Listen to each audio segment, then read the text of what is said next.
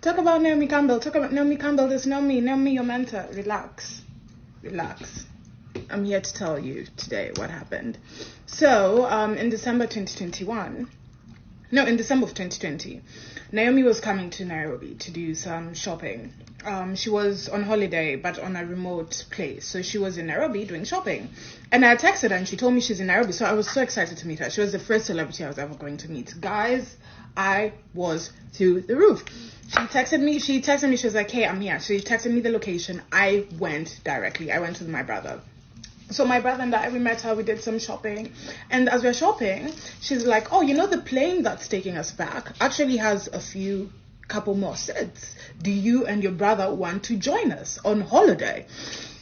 Hell yes. So I was like, oh, that would be so lovely. But I texted my dad, I said, hey, get the car ready, I'm coming to the house.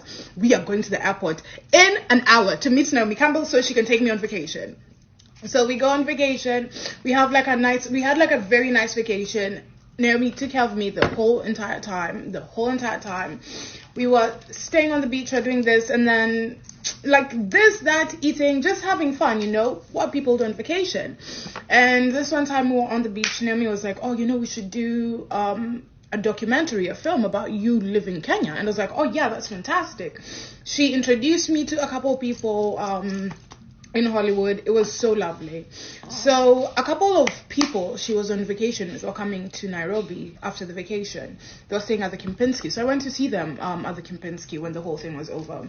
So I sat down with them. I was talking to one of them, and one of them was like, oh, it's so, like, how did you meet Naomi? And I was like, oh no, I texted her on Instagram, blah blah.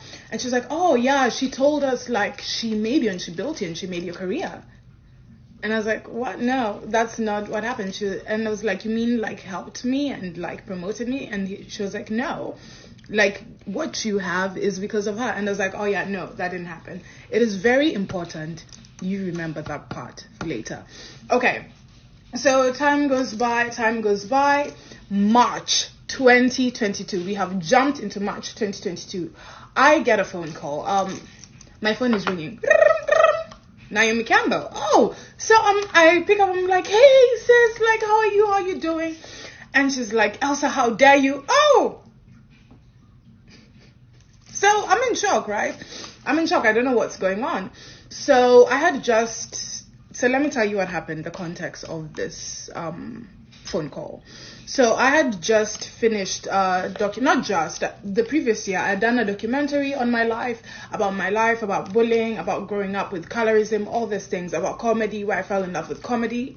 So the film was debuting at Tribeca Film Festival, and someone from Tribeca asked Naomi if she was coming, and Naomi thought the film was the film she had suggested to me on the beach about me leaving Kenya. So I was like, no, that's not what it's about. I tried explaining to her, and then she was like, I'll sue you for the rights of this movie, and I'll win, right? So I'm like, oh my goodness, I'm like, this is crazy. I'm telling you, it's not about that. So I tell her, let me call you tomorrow. And she asked me, like, why didn't you tell me when I told you at the beach? And I was like, you're Naomi Campbell. Like, I was starstruck. Like, it took me very long to, like, process that moment. And I was like, I'll call you tomorrow. So the next day I had a flight. The flight I was taking from Botswana to Ghana, where I met that guy, actually. That's the time I was taking that flight. So I was supposed to call her the next day, but it was a 22-hour flight, and in Ethiopia there was no service, so I couldn't call her. So I called her the day after. Immediately I landed in Ghana. So she's the first person I called. I'm like, hey, blah blah, like, are you free to talk? And she tells me, you were supposed to call me tomorrow. You were supposed to call me yesterday. You didn't call me yesterday, which she was very right about. And she said, I have the Met Gala, and she was like, this is the last time I'm speaking to you. Have a nice life. And she hung up, which I was very saddened by the situation, right? But I was like, if that's how she truly feels, because I respect people's space. So I was like, if that's how she truly feels, fine, it's okay. So I let it go. So after that, like a few months, things started going very badly for me. Things started going haywire, and I didn't think it was. I thought it was because of the situation. Let me not lie, but I was like, you know, also it can be stress. I was like, let me go, because also having someone like Naomi Campbell not liking you in the industry is not a good thing. So I went to her, I apologized. I'd already apologized when the situation had happened, but I went and I apologized again and again. I started calling her, I started texting her, and then one day she just texted me and she was like, stop calling me. I have a child to take care of. So after that, I just said, okay, there's nothing I can do about it. I started drinking. That's why I even quit alcohol. I started drinking. I started drinking a lot. Yeah. And then, because I wasn't sure why things were going so wrong, and I couldn't put my finger on it. And then a few months later, I met Edward Enifel at a party, and Edward Enifel is oh my goodness, he's one of the people I adore the most. So I was like, oh my goodness, that's Edward, I have to go say hi. So I go, I'm like, hey Edward, I'm such a big fan. And he looks at me, he's like, I know you. And then he said something that made me think the situation with Naomi was causing like some of the trials and tribulations I was currently going through. So I was like, you know what, I need to fix this. So I went to one of our mutual friends and I was like, hey, please, can you tell Naomi, because I knew they were going on holiday together. So I was like, hey, can you please tell Naomi to text me? And she was like, yeah, I'll make sure, and blah, blah.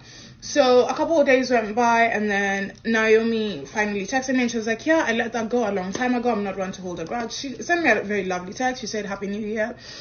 So after that happened, this was the new year 2023. So after that happened, every single step I made, every single move I made, I told Naomi. Every single thing I did, I told Naomi. I would breathe. I tell Naomi whether she would reply or not. I would send her a message because I didn't want what happened to happen again.